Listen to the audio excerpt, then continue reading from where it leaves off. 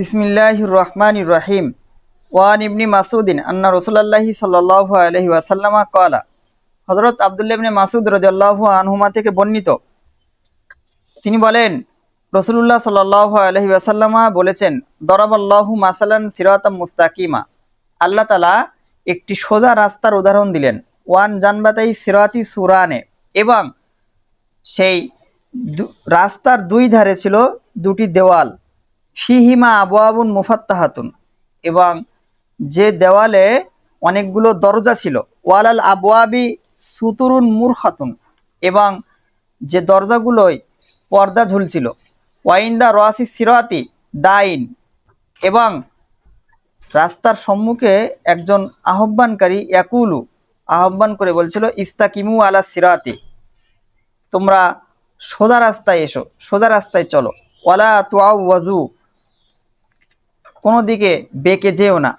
ও ফাউকা জালিকা দাইন, এবং এই আহ্বানকারীর উপরেও আর একজন আহ্বানকারী, ইয়াদউ কুল্লামা হাম্মা আবদুন আইয়াফতাহ শাইয়ান মিন তিলকাল আবওয়াবি, এই আহ্বানকারীর উপরেও আর একজন আহ্বানকারী আছে, সে প্রত্যেক ওই ব্যক্তিকে ডেকে বলছে যে এই কোনো একটি দরজা খুলতে চায়।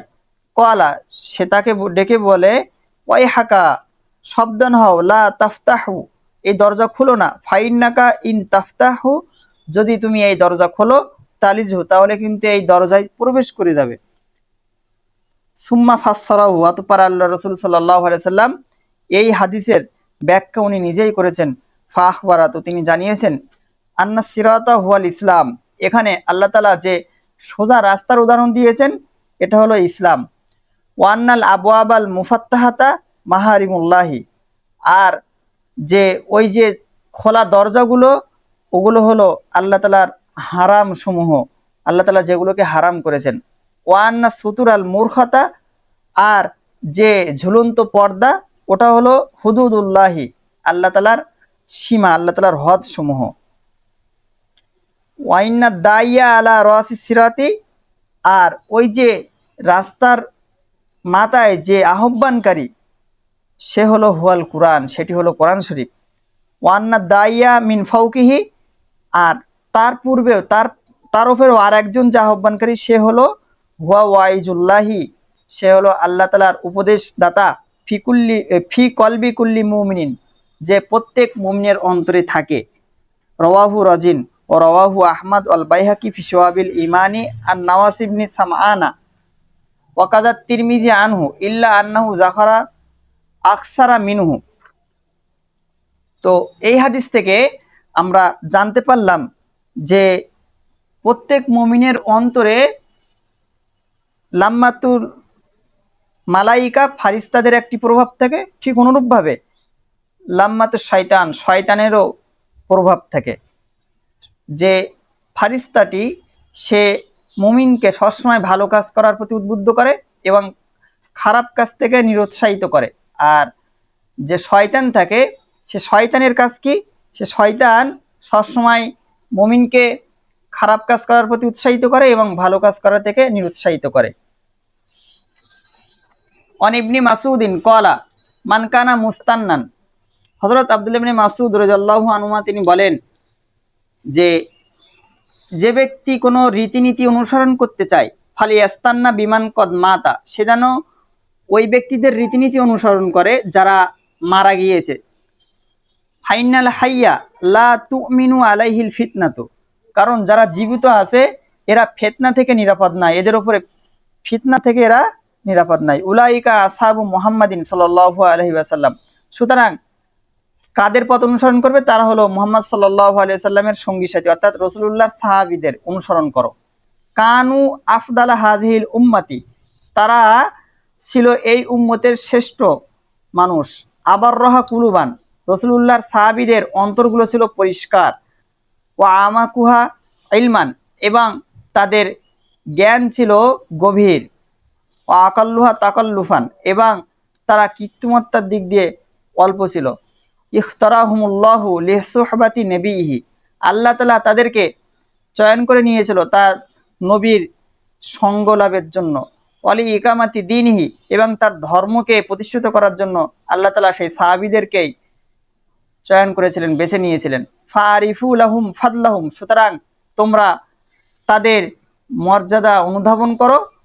ওয়াত্তাবিউহুম আলা আসারিহিম, এবং তাদের পদাঙ্কন অনুসরণ করো। ওয়াতামাসসাকু বিমাস্তাতাতুম, এবং যতটা সম্ভব তোমরা তাদের মিনা আখলাকিহিম, তাদের চরিত্র, ওয়াসিয়ারিহিম, এবং তাদের জীবন আঁকড়ে ধরো। ফাইন্নাহুম কানু আলাল হুদাল মুস্তাকিম, কারণ এই সমস্ত আল্লাহ রসুলের সাহাবীরাই ছিল সঠিক হেদায়েতের উপরে। রওয়াহু রাজিন। ওয়ান জাবিরিন আন্না উমর ইবনুল খাত্তাবি রাদিয়াল্লাহু আনহু, হযরত জাবির রাদিয়াল্লাহু আনহু থেকে বর্ণিত, তিনি বলেন, হযরত উমর ইবনুল খাত্তাব রাদিয়াল্লাহু আনহু আতা রাসূলুল্লাহি সাল্লাল্লাহু আলাইহি ওয়াসাল্লামা বিনুসকাতিন মিনাত তাওরাতি, তিনি একদা রাসূলুল্লাহ সাল্লাল্লাহু আলাইহি ওয়াসাল্লামের কাছে আসলেন তওরাতের একটি কপি নিয়ে। ফাকালা ইয়া রাসূলুল্লাহ, অতঃপর তিনি বললেন, হে আল্লাহর রাসূল, হাযিহি নুসকাতু মিনাত তাওরাতি, এটি হলো তাওরাতের একটি নুসখা। ফাসাকাতা, তো রাসূলুল্লাহ সাল্লাল্লাহু আলাইহি ওয়াসাল্লাম তিনি চুপ করে থাকলেন। ফাজাআলা ইয়াকরাউ, তো হযরত উমর রাসূলুল্লাহর সম্মুখে সেই তওরাতের কপিটি পড়া শুরু করলেন। ফাজাআলা ইয়াকরাউ ওয়া ওয়াজহু রাসূলিল্লাহি ইয়াতাগায়্যারু, তখন রাসূলুল্লাহ সাল্লাল্লাহু আলাইহি ওয়াসাল্লামের মুখমণ্ডল পরিবর্তন হতে লাগলো।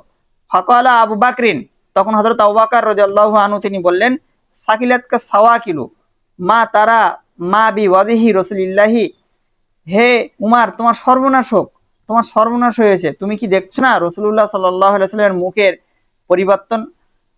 ফানাজারা উমারু ইলা ওয়াজহি রাসূলিল্লাহি সাল্লাল্লাহু আলাইহি ওয়াসাল্লামা, তো হযরত উমর রাদিয়াল্লাহু আনহু রাসূলুল্লাহর মুখের দিকে তাকালেন এবং তিনি বুঝতে পারলেন যে রাসূলুল্লাহ রাগান্বিত হয়েছে। ফাকালা, তো হযরত উমর তখন বলছেন, আউযু বিল্লাহি মিন গাদাবিল্লাহি ওয়া গাদাবি রাসূলিহি, আমি আল্লাহর কাছে আশ্রয় চাচ্ছি আল্লাহ তাআলার ক্রোধ থেকে এবং তার রাসূলের ক্রোধ হতে। রদিনা বিল্লাহি রব্বা, আমি আল্লাহর প্রতি সন্তুষ্ট, তিনি আমার প্রভু, এই এটা জেনে আমি সন্তুষ্ট। অবিল ইসলামী দিনা, এবং ইসলাম ধর্ম আমার ধর্ম, ইসলাম আমার ধর্ম। অবি মুহাম্মাদিন নবিয়া, এবং মুহাম্মদ সাল্লাল্লাহু আলাইহি সাল্লাম আমার নবী। ফাকালা রাসূলুল্লাহি সাল্লাল্লাহু আলাইহি ওয়াসাল্লাম, তখন আল্লাহ রাসূল বললেন, ওয়াল্লাযী নাফসু মুহাম্মাদিন বিয়াদিহি, ওই সত্তার কসম যার হাতে মুহাম্মদ সাল্লাল্লাহু আলাইহি ওয়াসাল্লামের প্রাণ আছে, অর্থাৎ আল্লাহ তাআলার কসম, লাউ বাদা আলাকুম মূসা, যদি এখন মূসা আলাইহিস সালাম তোমাদের কাছে প্রকাশ পেত, ফাত্তাবাতুমুহু, এবং যদি তোমরা তার অনুসরণ করতে, ওয়াতারাকতুমুনি, এবং আমার ছেড়ে দিতে, অর্থাৎ আমাকে ছেড়ে দিয়ে যদি তোমরা এখন মূসাকে অনুসরণ করতে, লা দালালতুম আন সাওয়াইস সাবিল, তাহলে তোমরা অবশ্যই সঠিক পথে পথভ্রষ্ট হয়ে যেতে। ওয়ালাউ কানা হাইয়ান, আর যদি মূসা নবী এখন জীবিত থাকতো, ওয়া আদরাকা নবুওয়াতি, এবং সে যদি আমার নবুয়াতের সময়কাল পেত, লাত্তাবানি, তাহলে অবশ্যই মূসা আলাইহিস সালাম সে আমারই অনুসরণ করত। রওয়াহুদ দারামি।